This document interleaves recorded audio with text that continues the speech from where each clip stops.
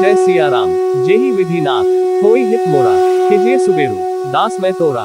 जेहि विधि प्रभु प्रसन्न मन होई, करुणा सागर कीजिए सोई। आप सभी का हमारे चैनल स्पिरिचुअल सर्वर्स में हार्दिक स्वागत है। आपका दिन शुभ हो। चैनल को लाइक फॉलो सब्सक्राइब करना ना भूले।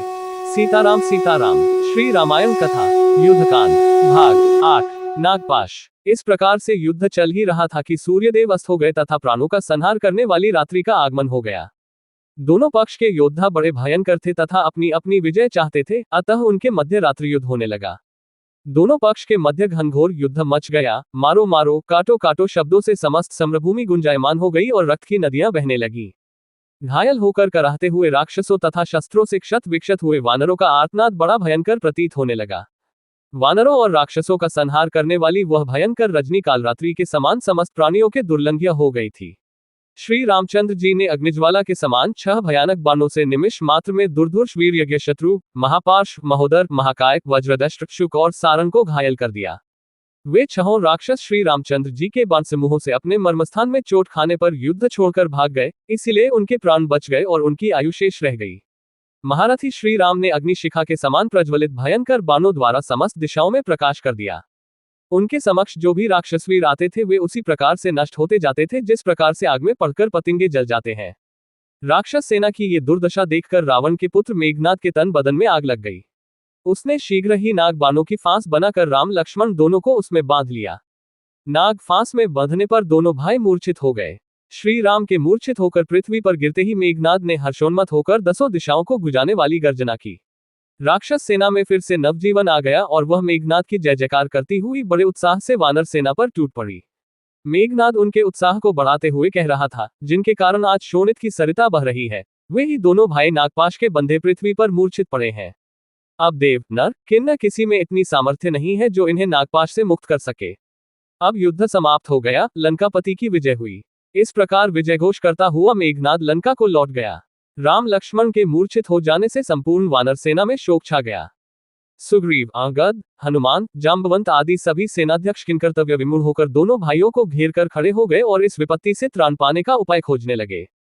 तभी विभीषण ने उन्हें धैर्य बंधाते हुए कहा, हे वीरों, भयभीत होने की आवश्यकता नहीं है। ये नागपाश इन दोनों भाइयों का कुछ नहीं बिगाड़ सकती और न वे मर ही सकते हैं। इसलिए तुम इनकी चिंता छोड़कर अपने अपने मोर्चों पर जाकर युद्ध करो। इन दोनों भाइयों को तुम मेरे ऊपर छोड़ दो। उधर जब रावण ने मेघनाद के मुख से राम लक्ष्मण के नागपाश में बंधकर मूर्छित होने का समाचार सुना तो उसके हर्ष का पारावार न रहा।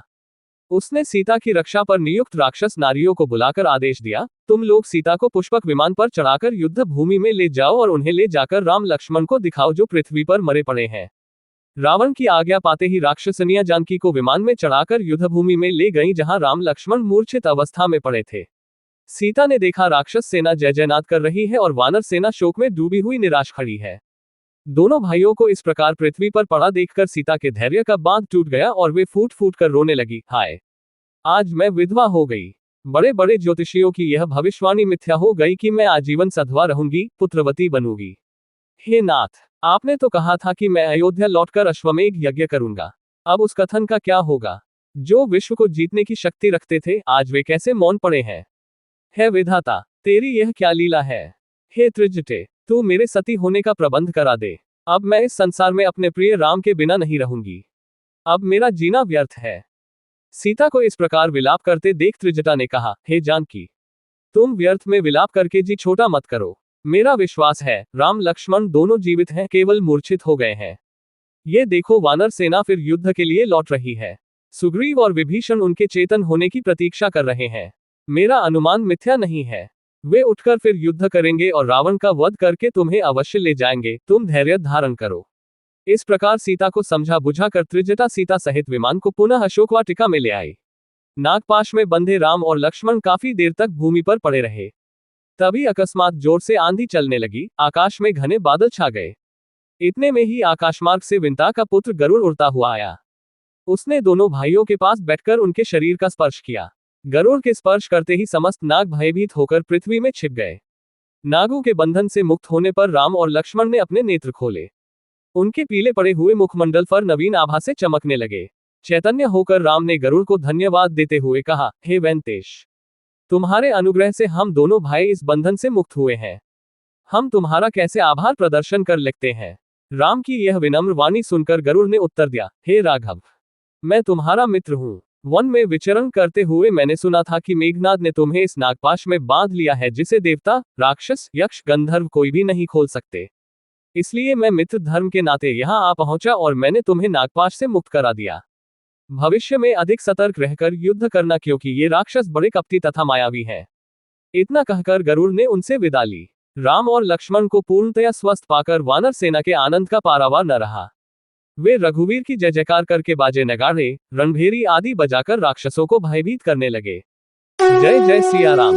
हे रामा पुरुषोत्तमा नरहरे नारायणा केशवाय, गोविंदा गरुड़ध्वजा गुणनिधे दामोदरा माधवा। हे कृष्ण कमलाप्ते यदुक्ते सीताप्ते श्रीप्ते, वैकुंठादित्य चराचर पते लक्ष्मीप्ते पाहिमाम। सियावर रामचंद्र की जय। उमापति महादेव की जय। आगे की कथा भाग 9 कल आपको पुनः मिलेगी। आप सभी का दिन शुभ हो।